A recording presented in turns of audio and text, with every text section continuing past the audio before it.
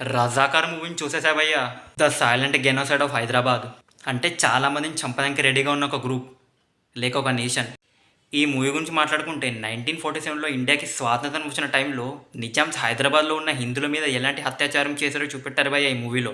Green ఇన్ఫర్నో అని ఒక movie ఉంది భయ్య, అందులో చాలా వైలెన్స్ని చూపెడతారు. అండ్ అలాంటి వైలెన్స్ని మళ్ళీ ఇదే మూవీలో చూశాను. లిటరల్ మూవీలో చాలా వైలెన్స్ ఉంది. రక్తం మరిగిందిరా. మకరాన్ దేశపాండే గారు ఉన్నారు భయ్య ఈ మూవీలో. అదే దండుపల్లె మూవీలో ఉన్నారు ఈయన యాక్టింగ్ చాలా బాగుంది భయ్య మూవీలో. సప్రోన్ ఒక యాక్టర్ ఉన్నాడు భయ్య ఈ మూవీలో. ఆయన ఈ మూవీలో సర్దార్ వల్లభాయ్ పటేల్ గారు రూప్ ప్లే చేశారు.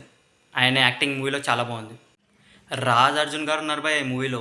ఆయన ఈ మూవీలో నెగిటివ్ రోల్ ప్లే చేశారు. బట్ స్టిల్ ఆయన పర్ఫార్మెన్స్ మూవీలో చాలా బాగుంది, నెక్స్ట్ లెవెల్ అసలు. ఈ మూవీలో సాంగ్స్ గురించి మాట్లాడుకుంటే టోటల్ 3 సాంగ్స్ ఉన్నాయి భయ్య. బట్ నాకు ఇందులో బతుకమ్మ సాంగ్స్ చాలా బాగా నచ్చింది. మూవీలో చాలా ఎమోషనల్ సీన్స్ ఉన్నాయి భయ్య. డైరెక్టర్ గారు ఏడిపించేశారు.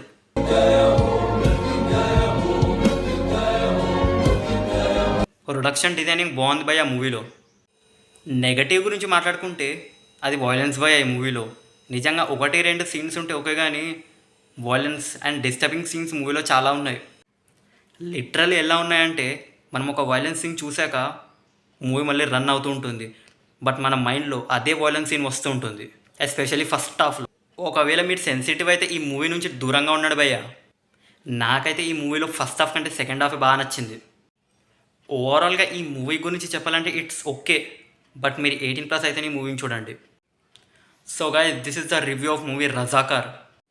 వీడియో నచ్చితే లైక్ చేయండి భయ్య, అలాగే ఛానల్ని సబ్స్క్రైబ్ చేసుకోండి.